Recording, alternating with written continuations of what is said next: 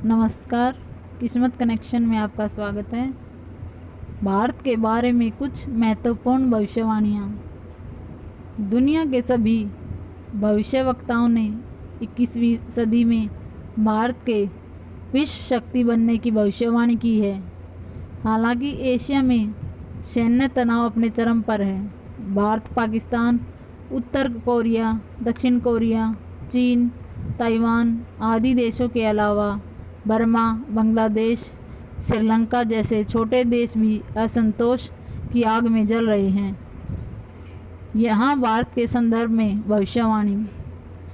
पुराणों, नास्त्रेदमस और अन्य भविष्यवक्ताओं के अनुसार भारत के संबंध में कुछ महत्वपूर्ण भविष्यवाणियाँ की गई हैं। उनमें से कुछ के बारे में जानकर आपको हैरानी होगी। पुराणों में कहा गया है कि एक समय ऐसा होगा जबकि भारत पर यवनों का राज होगा। यह राज तो हम देख चुके हैं। फिर लिखा था कि मलेच्छ का राज रहेगा। यह राज भी हम देख चुके हैं। लेकिन अब जब भारत का विभाजन हो गया तो पुराणों में तो संपूर्ण अखंड भारत की ही भविष्यवाणी की गई थी। उसी भविष्यवाणी को जानिए। आगे क्या होगा। भविष्योत्तर पुराण के अनुसार ब्रह्मा जी ने कहा, हे नारद, भयंकर कलयुग के आने पर मनुष्य का आचरण दुष्ट हो जाएगा और योगी भी दुष्ट चित्त वाले होंगे। संसार में परस्पर विरोध फैल जाएगा।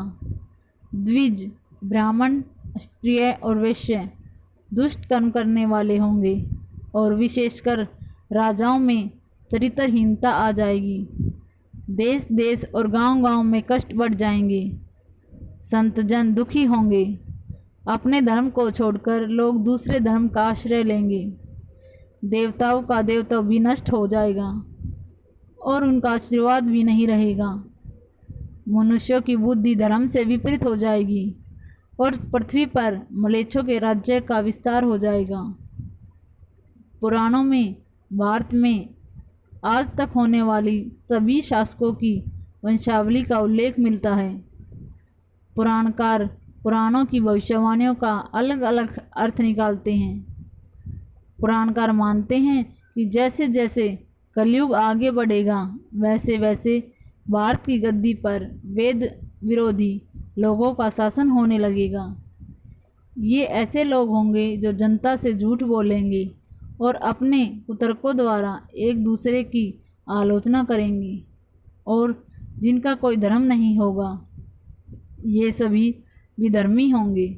ये सभी मिलकर भारत को तोड़ेंगे और अंत भारत को एक अराजक भूमि बनाकर छोड़ देंगे।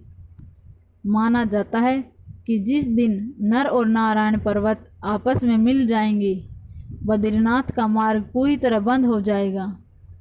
भविष्य में गंगा नदी पूर्ण स्वर्ग चली जाएगी।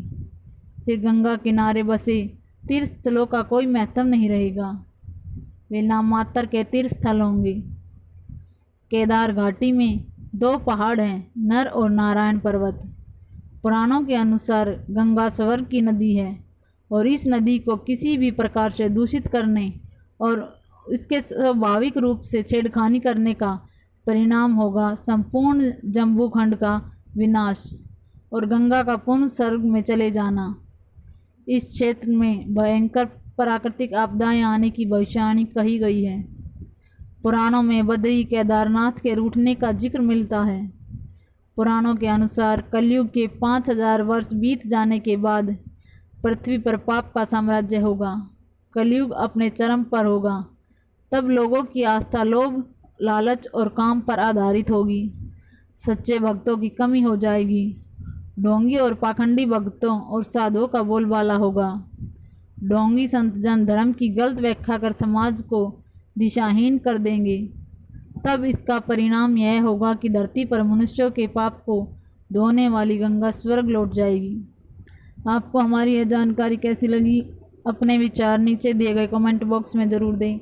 हमारे चैनल को लाइक और सब्सक्राइब ज़रूर करें। धन्यवाद।